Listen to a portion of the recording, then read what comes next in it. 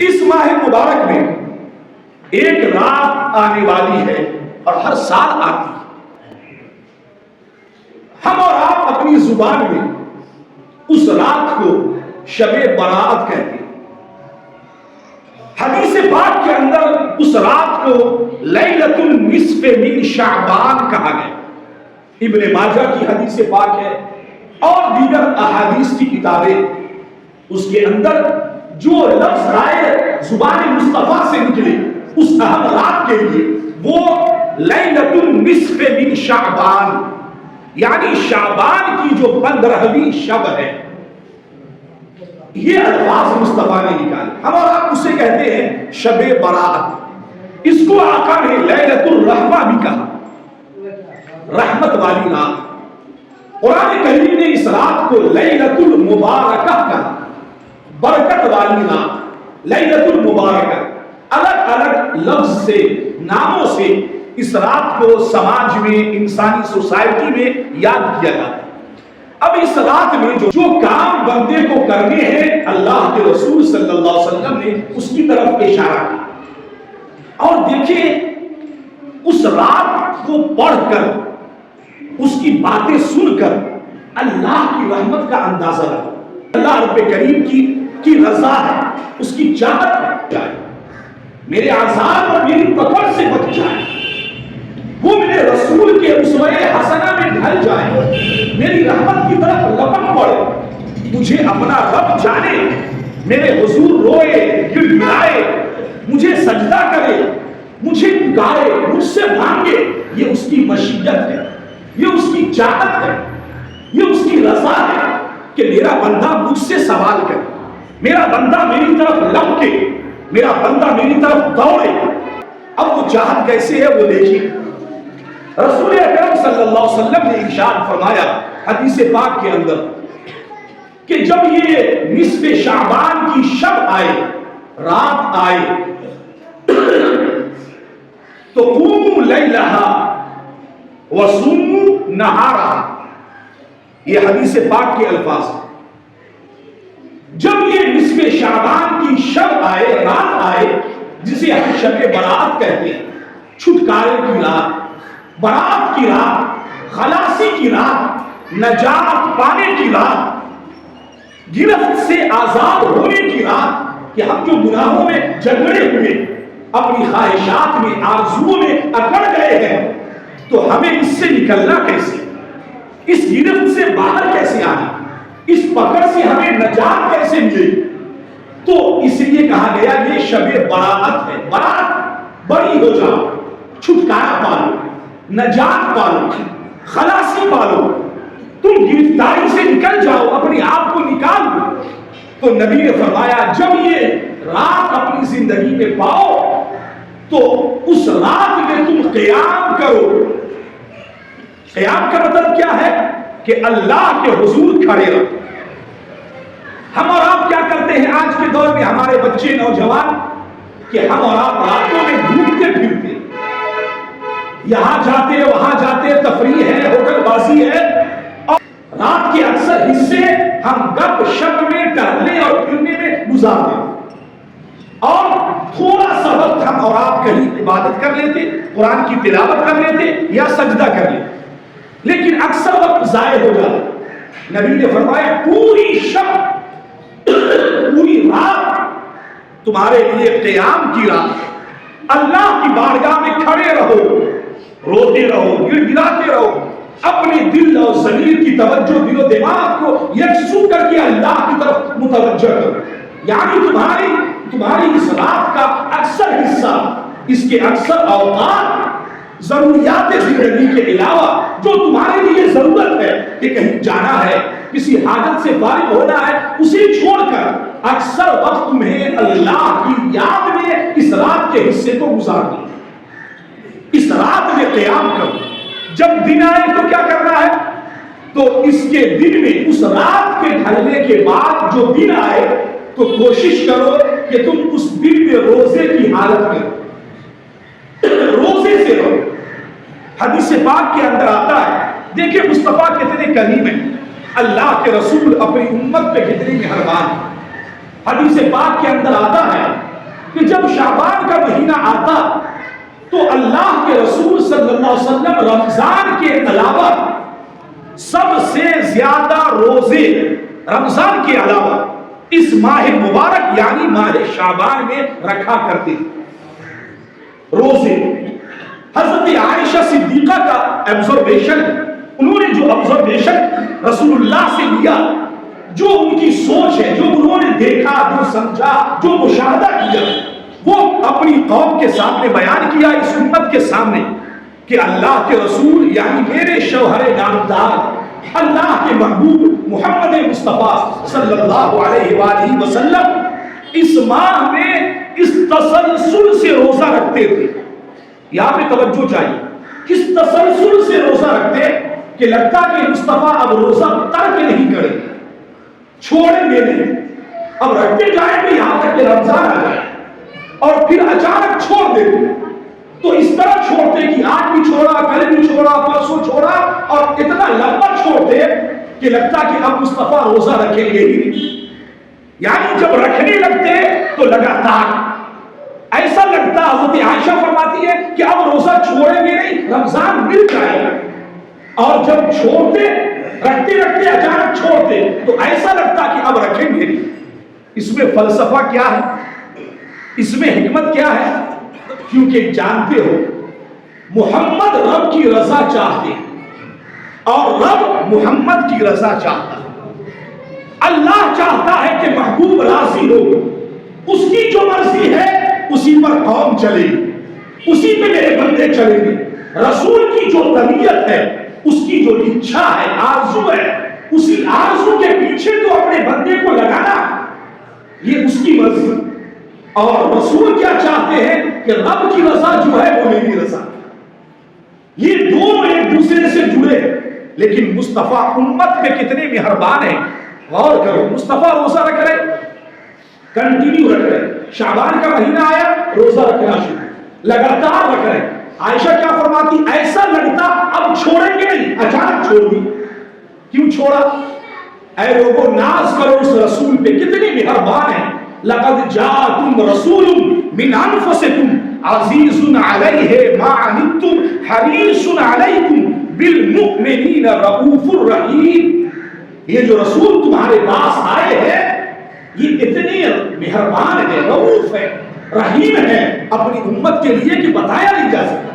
مصطفیٰ چھوڑ کیوں دیتے تھے اچانک؟ اس لیے کہ جو میری رضا ہے، جو میری طبیعت ہے، جو میرا ورک ہے، جو میرا کام ہے، جو میری سنت ہے، وہ رب کو پسند ہے.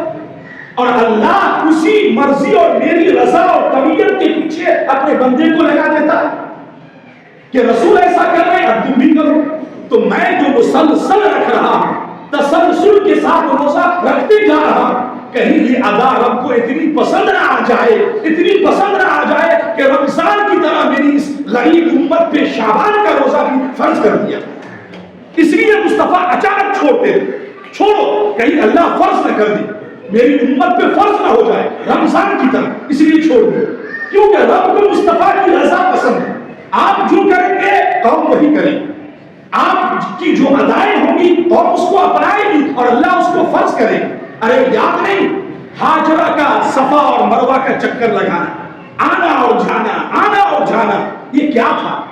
یہ کیا ہاجرہ نے کہا تھا کہ میں جو بھاگ رہی ہوں، دوڑ رہی ہوں، تو یہ آنے والی نسل اور امت کے لیے لازم ہو عمرہ میں اور حج میں؟ نہیں. لیکن محبوبوں کی ادا اتنی پسند آئی رب کو کہ اس کی ادا میں اللہ کے عام بندوں کا چلنا. کہا کہ اب عمرہ کرو گے تو اب ہاجرہ کی سنت کو ادا کرنا.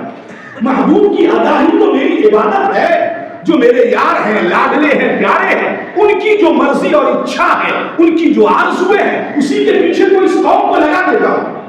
تو میرے پیغمبر روزہ رکھ رہے، اچانک خیال آیا کہیں فرض نہ ہو جائے، میری غریب امت کیسے ادا کرے گی؟ تو مصطفیٰ چھوڑ دے. اچانک چھوڑے اور ایک دن نہیں چھوڑا، اتنا چھوڑتے تھے مصطفیٰ روزہ کہ عائشہ فرماتی لگتا اب رکھیں گے ہی نہیں، رضی اللہ تعالیٰ عنہ. تو یہ کیا تھا؟ یہ مصطفیٰ کا اپنی امت سے پیار تھا. یہ رحم ہی تو ہے نا. اگر شعبان کا روزہ بھی فرض ہو جاتا تھا، یہ رسول اللہ کا امت پہ کرم ہے، رؤوف الرحیم ہے مصطفیٰ، مہربان ہے، شفیق ہے، رحیم ہے کہ وہ تم پر کسی بوجھ کو آنا گوارا نہیں کرتے. یہاں تک کہ آپ کو یاد نہیں، مسلم میں، بخاری میں، مشکات میں حدیث بار بار آئی. آقا نے فرمایا مسواک مجھے بہت پسند ہے. کہا حضور کتنا پسند ہے؟ کہا اگر میری امت پہ مسواک کا کرنا بوجھ نہ ہوتا تو میں اس کے لیے مسواک کرنا لازم اور فرض قرار دے، لیکن امت پہ بوجھ بن جائے. اب ہر جگہ مسواک تلاشو، کہاں ہے مسواک؟ کوئی پلو توڑے گا، کوئی کچھ کرے گا، کوئی خریدے گا. امت پہ بوجھ بن جانا تھا، گرا گزرتی یہ بات امت کے لیے بھاری ہوتی. تو میں نے کہا کہ یہ مصطفیٰ کی سنت ہے، جو چاہے کرے، جو چاہے نہ کرے. اگر فرض ہوتا تو تب تو کرنا ہی پڑتا نا. تو آقا نے فرمایا اگر میری امت پہ مسواک کرنا بوجھ نہ ہوتا تو مصطفیٰ اپنی امت پہ مسواک کرنا فرض قرار دے. اس کے جو فائدے پتہ ہی چلا، مصطفیٰ رحیم ہے، مصطفیٰ کریم ہے، امت پہ بوجھ گوارا نہیں کرتے. ارے جو مصطفیٰ، جو پیغمبر، جو رسول اس دنیا میں مسواک کا بوجھ گوارا نہ کرے امت پہ، وہ قیامت میں کب گوارا کرے گا کہ اس کی امت اور جس کے دل میں مصطفیٰ کی قدر اور عزت ہو وہ امت جہنم کی آگ میں چلے. یہ مصطفیٰ کب گوارا کریں گے؟ اس لیے میں نے بزور تاکید کہا تھا کہ مصطفیٰ کی عزت اور قدر جس دل میں ہے، ان کی نسبتوں کی قدر ہے، تکریم ہے، تعظیم ہے. سجدے کی دولت نہیں ہے، گھبراؤ نہیں. روزے کا سرمایہ نہیں ہے، گھبراؤ نہیں. اگر مصطفیٰ رؤوف الرحیم کا مقام و مرتبہ اور ان کی قدر و منزلت دل میں ہے تو جو مصطفیٰ اس امت پر دنیا میں مسواک کا بوجھ گوارا نہیں کرتے وہ کل قیامت کے دن تمہیں چلنے نہیں دیں گے. اللہ کے حضور سر پٹکیں گے، اے اللہ میری امت کو بخش دے، اے اللہ میری امت کو معاف کر دے. مصطفیٰ نے فرمایا یہاں تک کہ جس کے دل میں میری قدر ہو، توحید کی دولت ہو، رسالت کی دولت ہو، اگرچہ اعمال نہ ہو، میں اپنی شفاعت کی بدولت اسے جہنم سے نکال کر جنت میں داخل کروں. یہ مصطفیٰ کا مرتبہ نہیں تو اور کیا ہے؟ یہ مصطفیٰ کا امت کے لیے مہربان ہونا نہیں تو اور کیا ہے؟ تو آقا نے فرمایا اس رات میں قیام کرنا، اللہ کے حضور کھڑے ہونا. کیوں؟ وجہ کیا ہے؟ وجہ یہ ہے پیارے، اس رات میں پوری رات قیام کرنا ہے، اللہ کے حضور کھڑے ہونا ہے، گر گرانا ہے، اپنے گناہوں کے بوجھ سے خود کو آزاد کرنا ہے. اس لیے کہ غروب شمس کے بعد ہی 14 کا سورج جو غروب ہوگا اور آپ جب مغرب کی نماز میں رہیں گے اسی وقت سے فجر طلوع ہونے تک اللہ کی خاص نظر رحمت بندے کی طرف متوجہ ہو جاتی ہے. خاص نظر رحمت. اچھا اللہ کی نظر تو ہر وقت ہے نا، ابھی بھی ہے، ہر وقت ہے، ہر لمحہ ہے، ہر گھڑی ہے. اللہ کی نظر تو سب پہ یکساں ہے. تو پھر نظر رحمت کا مطلب کیا ہوتا ہے؟ ارے نظر ہے تو نظر تو ہر وقت ہے، تو نظر رحمت کیا مطلب ہے؟ ہاں فرق ہے نظر میں اور نظر رحمت میں فرق ہے. کیا فرق ہے پیارے؟ ایک ہوتا ہے پیاسا اور ایک ہے کنواں. ایک یہ ہے کہ پیاسے کو پیاس لگے تو کنویں کے پاس جائے اور وہاں جا کر اپنی پیاس بجھائے. تو کنواں ہر وقت حاضر ہے، منہ کھولے، آؤ لے لو اسے، آؤ لے لو. اب کنواں اگر نظر رحمت کر دے، کنواں ہی اگر مہربان ہو جائے تو پیاسے کو جانے کی ضرورت نہیں پڑے گی. وہ اتنا پانی چھلکائے گا کہ پانی خود چل کر پیاسے تک آئے. یہ ہے کنویں کی نظر رحمت. مطلب کیا ہے؟ اللہ کی نظر ہر وقت، ہر لمحہ، ہر گھڑی، ہر ساتھ بندے پہ. لیکن جب اللہ نظر رحمت فرماتا ہے تو پھر آواز دیتا ہے، پیاسے کو پکارتا ہے، اے دھرم کہاں جا رہا؟ ہم بخشنے کے لیے بیٹھے، تو بھاگا جا رہا.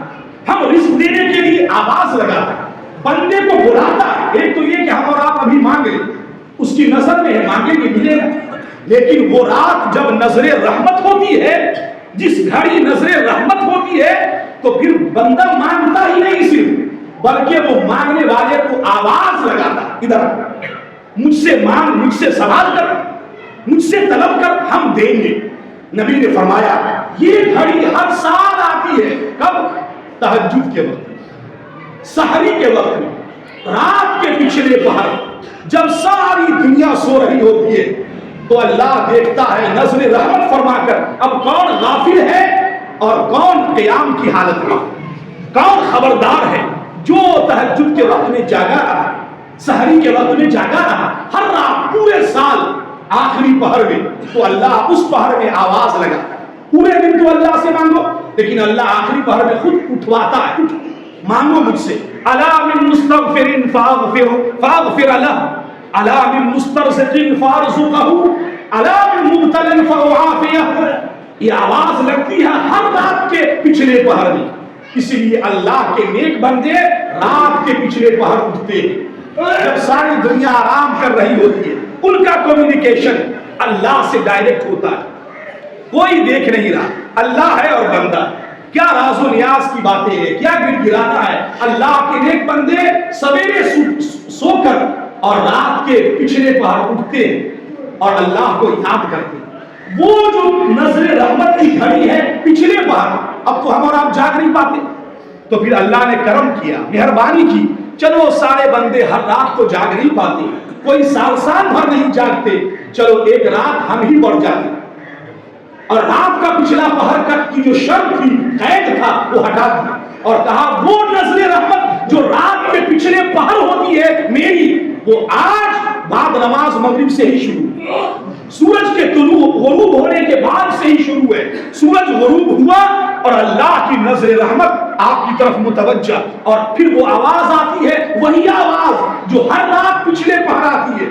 اللہ آسمانی دنیا کی طرف توجہ فرماتا، نزول اجلال کرتا ہے اور پھر آپ کو آواز لگاتا ہے، صدائیں لگاتا ہے. کب سے؟ آپ مغرب کی نماز میں تبھی سے شروع ہے آواز. الا من مستغفر فاغفر له، الا من مسترزق فارزقه، الا من مبتل فاعافيه. یہ 3 سینٹنس حدیث پاک میں اللہ ارشاد فرماتا ہے خبردار، ارے ہے کوئی بخشش مانگنے والا آج مانگے، خاص رحمت میری متوجہ ہے، تم مانگو گے بخشش ملے گی، رزق مانگو گے رزق دیا جائے گا. کسی بھی مصیبت، الا من مبتلا، جو کسی غم میں مبتلا ہو، درد میں مبتلا ہو، تکلیف میں مبتلا ہو اور کوئی اور کسی مصیبت میں مبتلا ہو، فاعافیہ، تو میں اس کو اس مصیبت سے، درد سے عافیت عطا کروں، اسے چھٹکارا عطا کروں. یہ آواز کب لگتی ہے؟ بعد نماز مغرب سے. سورج غروب ہوتے ہی ارے مقدر کے ناز کرو. یہ سب نعمتیں پچھلی قوم کو نہیں ملی، یہ آپ کو ملی، صرف آپ کو ملی. اس لیے ملی کہ امت محمد مصطفیٰ پچھلی قوم کو ملی کیا یہ راتیں، پچھلی آنے والی پچھلی جو قومیں چلی گئی آ کر کے، کیا ان قوموں کو یہ رات ملی؟ ان کو یہ گھڑیاں نصیب ہوئی؟ نہیں، ہرگز نہیں. یہ آپ پہ کرم ہے مولا کا، اور اس لیے کرم ہے کہ امت کسی اور کی نہیں ہو، امت ہو تو محمد مصطفیٰ کی. اللہ تو بہانہ تراشتا ہے، بخشش کا بہانہ بس ایک بار بولو، گر گرا دو. حضرت عائشہ صدیقہ رضی اللہ تعالی عنہا ارشاد فرماتی، اب اس رات میں ہوتا کیا ہے، حدیث اتنی بیان کرتے، اتنی بس، رات میں قیام کرو دن میں روزہ رکھو، رات میں قیام کرو دن میں روزہ رکھو. ہم لوگ کہتے ہیں صاحب اس رات میں قبرستان بھی جایا کرو، اپنے گزرے ہوئے آباء و اجداد کو یاد بھی کیا کرو، ان کو دعا میں یاد رکھو. کیوں کہتے ہیں ایسا؟ تو اس کی ایک لاجک ہے اور ایک حدیث ہے. ایک حدیث ملتی ہے اور اس کے پیچھے ایک لاجک ہے. کیا لاجک ہے؟ پہلے حدیث سنیں پھر لاجک سمجھ میں آئے. صفا آرام کر رہے اپنے حجرے انور میں، اچانک رات کا پہر ہوا، رات تھوڑی گزری، اٹھے بستر سے اور بستر سے اٹھے اور نکل گئے.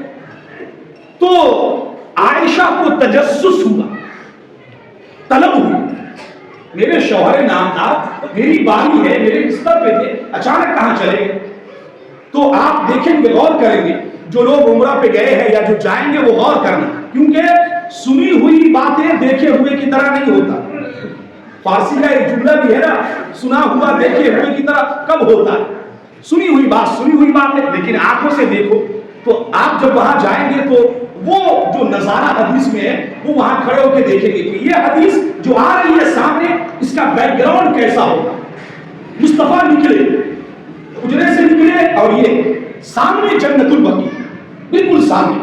آج بھی جو لوگ جاتے ہیں سلام کرنے اور دارالسلام سے جاتے ان کرتے ہیں دارالسلام سے تو آگے نکلتے جہاں نکلیں گے سامنے جنت البقیع سامنے. اب تو دیوار آ گئی, کچھ سیڑھیاں آ گئی, اس وقت تو کچھ نہیں نا, حجرے سے نکلے سامنے قبرستان, جیسے ہم لوگوں کے گھروں میں ہوتا ہے کھڑکی سے نظر آتا ہے قبرستان. تو مصطفیٰ حجرے عائشہ صدیقہ سے نکلے اور یوں ایسے نکلے اور سامنے قبرستان.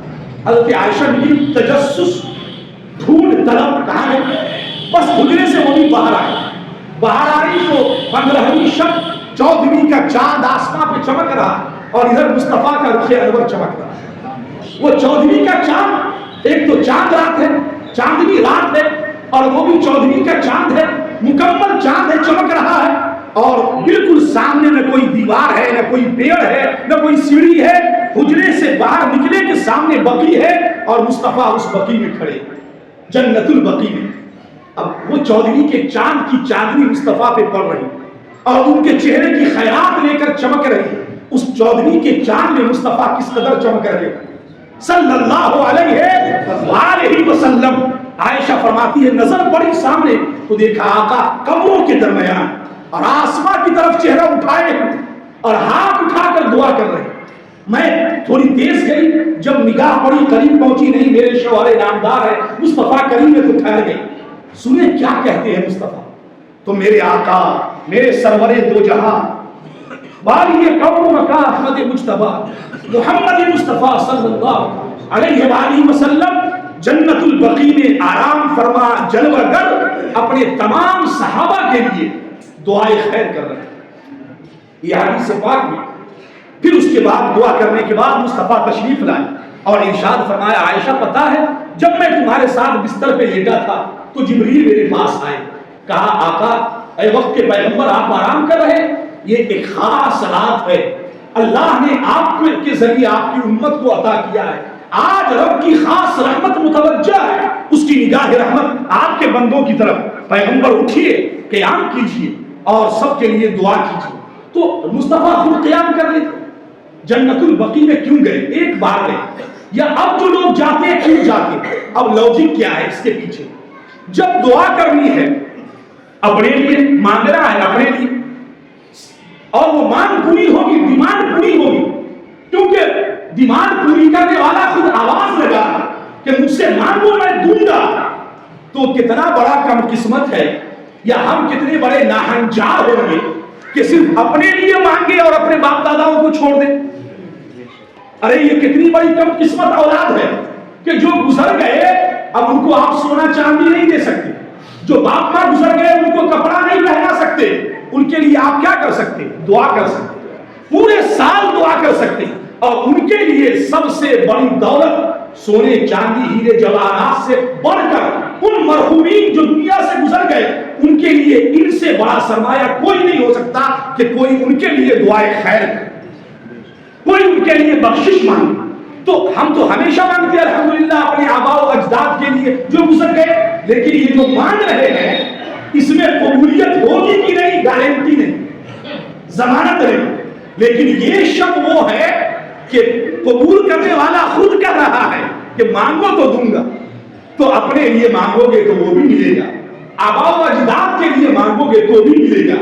ورنہ قبرستان میں لے کے لوگ کہیں گے اپنے لیے تو مانگا, کیسی اولاد چھوڑ کر آئے, مجھے یہاں گورے غریبہ میں لٹا دیا, منو مٹی میں دبا دیا اور پھر گئے تو پلٹ کر کے بھی نہیں جاتے, صرف اپنے لیے مانگتے ہیں, مجھے یاد نہیں کرتے. جبکہ آج کے دن اپنے لیے مانگو, غیروں کے لیے مانگو, آباء و اجداد کے لیے مانگو, دوستو احباب کے لیے, جس کے لیے مانگو دینے والے کا در کھلا ہے, وہ دے رہا ہے, وہ نواز رہا ہے. اس لیے آپ ضرور قبرستان جائیں, خاص طور پہ وہ قبرستان, ویسے تو کوئی قبرستان ایک بار چلے گئے کافی ہو گئے, ورنہ وہ جہاں آپ کے آباء و اجداد آرام کر رہے ہیں, ماں باپ دادا دادی نانا نانی خونی رشتہ دار آرام فرما ہے, اس قبرستان میں ضرور جائیں.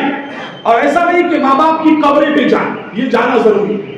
اگر گئے تو فبیہا, یہ تو بڑی قسمت کی بات ہے, ورنہ قبرستان حاصل ہوئے کہیں پر سائڈ میں کھڑے ہو جاؤ, بس ادب و احترام جو دل چاہے پڑھو, اللہ کی تسبیح بیان کرو, اس کی تحلیل بیان کرو, الحمدللہ پڑھو, سبحان اللہ, جو یاد ہے وہ پڑھو, کچھ دیر بالکل ادب و احترام سے, اور پھر دعا کرو.